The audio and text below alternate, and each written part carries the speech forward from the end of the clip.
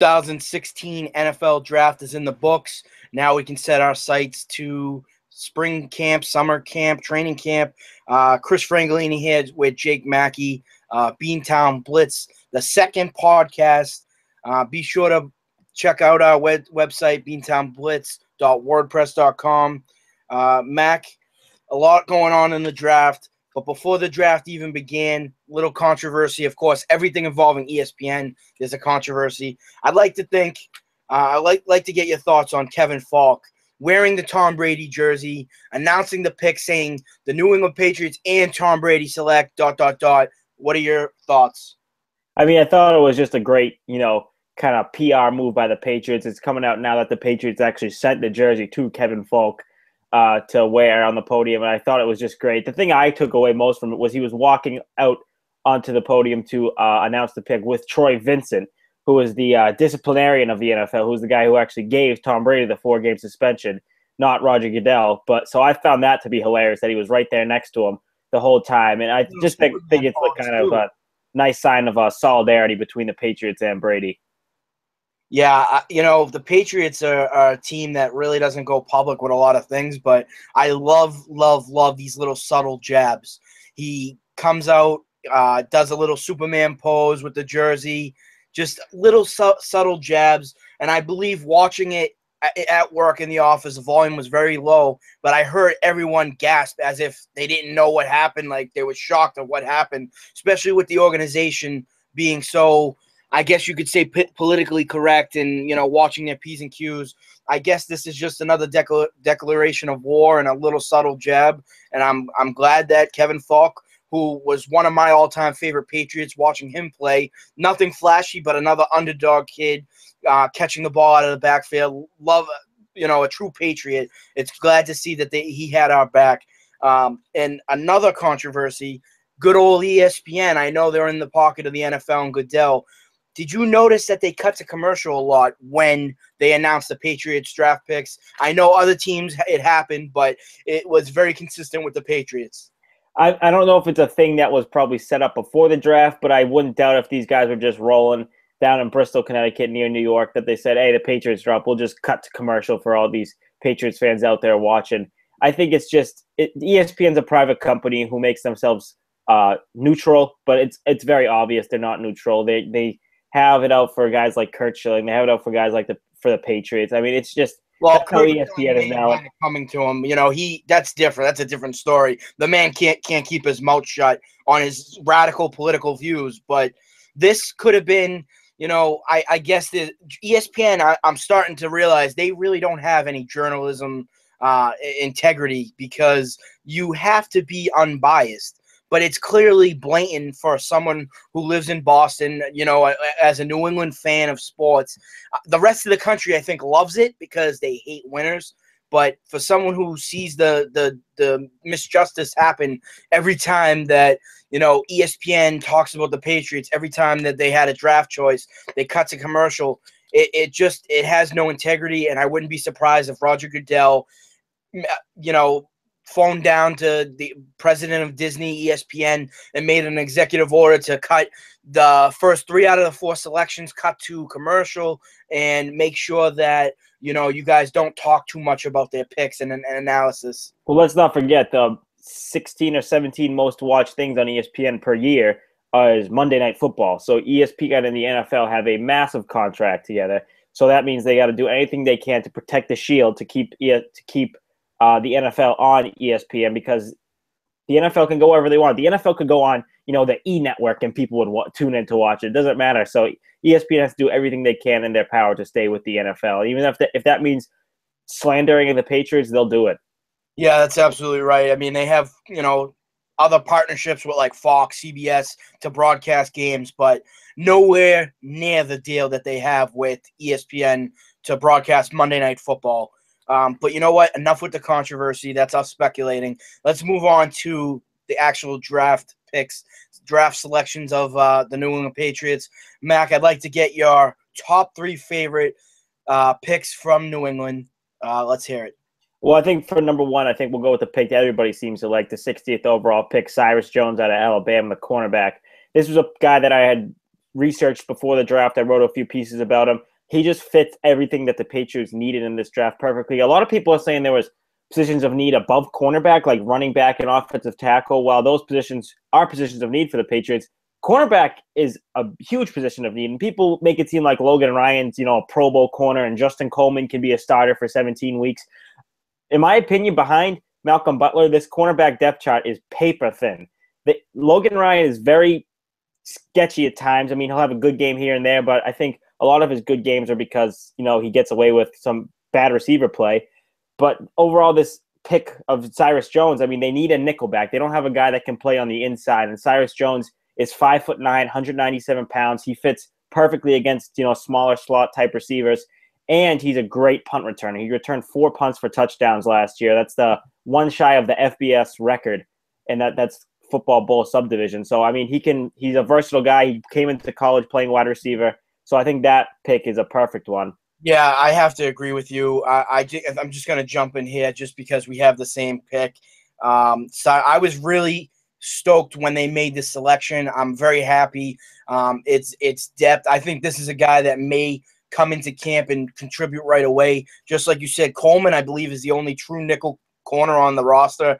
Logan Ryan, I think, is eventually going to chase his paper just because he played good but not great, not consistent throughout the whole season. I think somebody is eventually going to try to overpay him, so he could be gone soon. I like the pick. A versatile nickel cornerback, versatile in the punt return game. He had, like you said, 4 punt returns.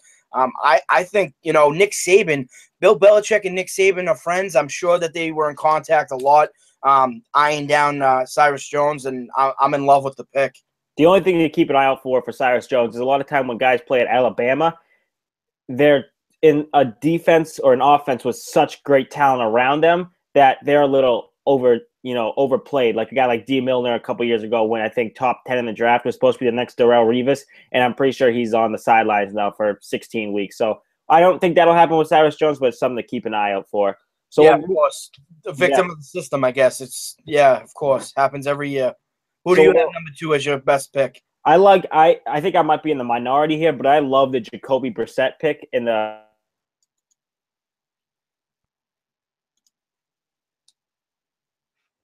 Looks like we're having some technical difficulties. Mac, his computer has just died. But I'm going to go ahead and, because he said Jacoby Brissett, quarterback, I'm going to use that as one of my dislikes. I know we said let's do 3 favorites, but I'm going to use him as one of my dislikes because that tells me that Jimmy G may be on the market eventually. They may not re-sign him. They may try to flip him. But quarterback out of North Carolina State, I've heard comparisons that he may be similar to Ben Roethlisberger inside the pocket, extending plays. I'm not saying he's not a good player. It just, to me, almost the mark of death of Jimmy Garoppolo in New England. They may carry 3 quarterbacks in the roster, which they don't do very often. So look out for that. And I think this means that Jimmy G era in New England may be coming to an end. If it's not this year, will during the season or next offseason, either by trading him or just letting him walk. But Jimmy G may not be that next guy, which is disappointing because I'm actually sold on Jimmy G. I think he could be something special. I'm not saying he's Tom Brady. He's not the second coming of Tom Brady, but I think he can be special. Now, for Jacoby Brissett, I don't know if he's the guy. I think people are saying that it's possible that in the coming years, Tom Brady said he wants to play till he's 45. That won't happen. But they may draft another quarterback high maybe next year, depending on how this pick comes out. Oh, Mac, you're back. I am back. I don't know if you've been hearing me, but I'm telling you my dislike of Brissett, not as a player, but as a decision to draft him, because I am sold on Jimmy G as that next guy to at least get a shot, and I know you're not. So I used Brissett as my dislike pick, even though we did 3 favorites. Go ahead and let's hear your favorite for him. Well, I just like the pick because I think he's more of a pro-ready quarterback than Jimmy Garoppolo was coming in. Let's go look back at Jimmy Garoppolo's career at Eastern Illinois, and he comes out of an offense in the FCS level, okay? So he's basically jumping – I'll take it to a school analogy. He's jumping 2 grades, okay? and he played in the system that never used a playbook and never huddled up, and he also never played under center. Jacoby Brissett is coming from NC State when, yes, they ran a heavy read option type system, but it was a pro-style offense. It was playing against a much higher level of competition in the ACC, and he's more of an NFL body. Jimmy Garoppolo is what, 6'2", around 220, 225. Jacoby Brissett's about 6'4", 240, and he's got a big arm. He's got a big NFL arm, and he's kind of like I remember you texted me during the draft, said someone told you he's kind of a Big Ben type. Now, he's not that big, and he's definitely not that good of a quarterback, but I think no, but in terms of like expanding plays inside the pocket, can shimmy out of there. He's tough to bring down. I see Todd McShay just posted a story quoting a junior version of Big Ben. So it maybe in terms of maybe, I mean, he's not as big as Big Ben, but he may be difficult to bring down in the pocket.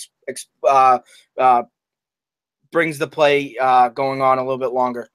Yeah, and he's not quick, but when he takes off, he's kind of like a tight end rumbling down the field because he's that big of a body. And I think you bring him in, you kind of mentor him under Tom Brady, and Jimmy Garoppolo is not the future. I know you think he is, but he's got 2 years left on his deal. Tom Brady has 4 years left on his deal. They extended him because they figure he has a couple more years left.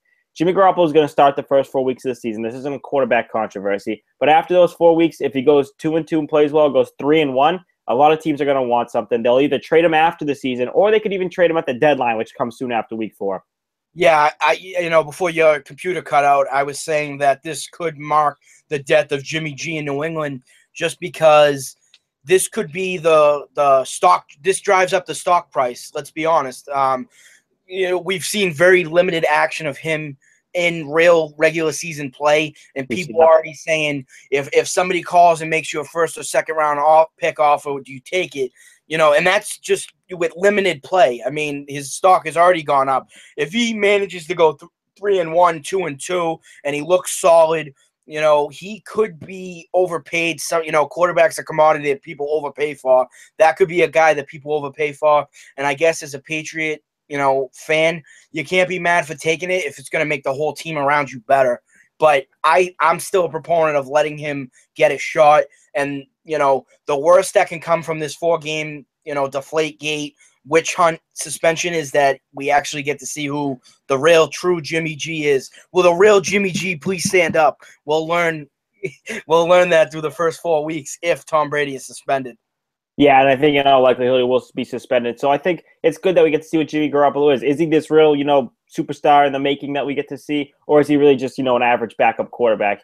If he's good, they can trade him, get something. If he's bad, they'll just flat out cut him like they did with Brian Hoyer a few years back. Although Brian Hoyer did have, a decent run in Cleveland before he tore his ACL. Well, that's good. So if I'm Jimmy Garoppolo, I love this pick because, when I'm drafted, I probably had intentions of taking over for Tom Brady. Now he's probably going to have a chance to start with an NFL team sooner rather than later. Yeah, if you're Jimmy G, I think, I don't know what your thoughts were when we drafted him out of Eastern Illinois. I wasn't happy. You were what? I wasn't happy. Okay, well, I'm never really happy when you take a guy in the draft just because, you got Tom Brady. It just doesn't seem valuable at this point. But I guess now developing for the future, I like Jimmy G. But I think with them drafting Brissett, Jimmy G's got to be sitting back there thinking either two things that, I guess I'm not the heir apparent to Tom Brady and the Patriots under center. And now I guess the 4 games may be a resume play for me looking long-term in the future. Yeah, I agree. So I guess we'll move it on here to my third favorite pick, which was Elandon Roberts, who was a 6th-round, 214th overall linebacker out of Houston. Now, this is a more underrated pick. I know a lot of people like Malcolm Mitchell, but I feel like that was too cliche to put in there. I like Elandon Roberts a lot because I feel like he's going to be the perfect type of Patriot. He's not going to play a lot on defense, excuse me. He's a linebacker, but he's only 6 feet tall, so that tells me that they're going to, put him more at safety if he ever gets in there. If they want to move him up in the box, or he's going to contribute a lot on special teams, which I love special teams players, and so does Bill Belichick. This is going to be Brandon King 2.0, and the best part about him, which makes him a special teams player at heart, is that he just runs down the field and he just crushes people. That's all he does. He's a stout guy, small guy, but he just rushes down and he just takes people's heads off. So for my next favorite pick, With the 78 pick, Patriots drafted Joe Thuney out of North Carolina State, offensive guard. I like this pick for many reasons, just because of the difficulty the offensive line had last year. I think it was 12 different combinations of offensive line starters. Nate Solder went down. Sebastian Vollmer had some injury problems. I think this adds depth. Here's a guy that played tackle, guard, and center in college. So I think he's versatile on the offensive line, and it adds depth to guys like Lee Adrian Waddle, Cameron Fleming, guys that had to play last year. This is just one more guy to throw in the mix. And I guess you could say, having an extra guy can't be bad, especially last year when they were thinking about putting Mike Williams, and I think Mike Williams took a couple snaps on the line. So this should definitely help out the protection of Tom Brady. And remember, the guy said he wants to play till he's 45. He will not play till he's 45 if he's getting hit the way he did last year. So love the pick on the offensive line. I'm always a big draft on the defensive and offensive sides of the ball on the line in the draft. I think that's the best way to address the problem. It's not really a flashy position with free agency, so this is the best way to address it, and I think they did. Yeah, and plus you got Dante Scarnecchia coming back this year. So I think those offensive linemen that they drafted Ted Karras later in the draft. I think these guys are in for a rude awakening. It's going to be Dante Scarnecchia likes a big line by committee type deal in training camp, and he finds his 5 best guys and puts them out there in week 1. And usually they stay till week 17 barring injury. So it's going to be an interesting training camp with all those young offensive linemen that he's going to have to mold. Okay, I think that does it for the Beantown Blitz podcast number 2. Be sure to visit the blog at beantownblitz.wordpress.com. Follow us on Twitter, BeantownBlitz12. The 12 is for Tom Brady. Thanks for listening in, and be sure to follow us everywhere. See you.